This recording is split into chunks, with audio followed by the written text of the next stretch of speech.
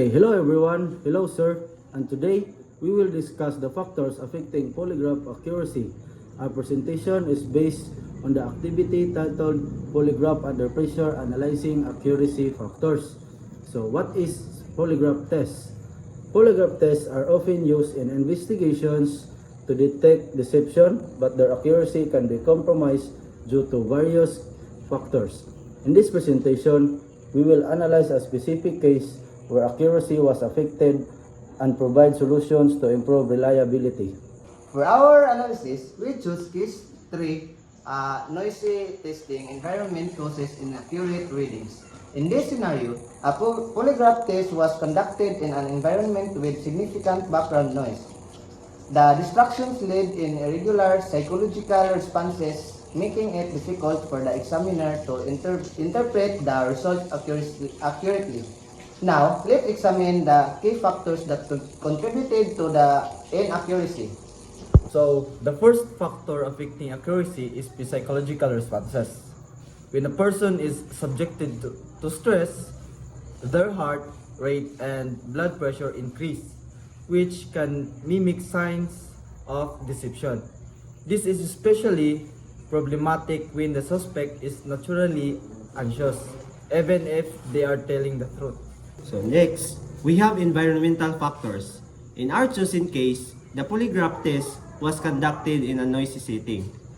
The distractions led to inconsistencies in the readings, making it harder for the examiner to distinguish between normal response and deception. Additionally, examiner competence plays a crucial role. If an examiner lacks experience or misinterprets the data, it can lead to false results, either wrongly accusing an innocent person or letting a guilty person go free. To improve polygraph accuracy, we suggest the following solutions. First, the testing environment should be controlled. The examination room must be free from noise and other distraction to ensure accurate physiological readings. Then second, examiners should receive extensive training to correctly interpret polygraph results.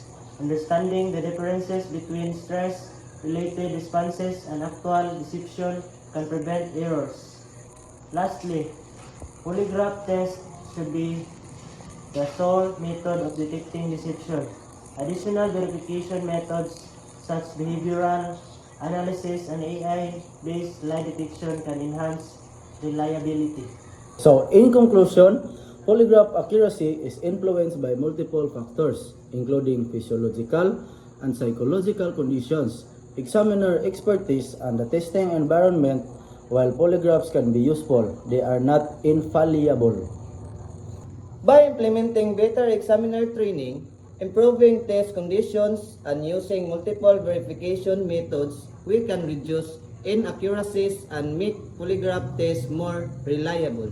So this activity has taught us that critical thinking is essential when analyzing lie detection results.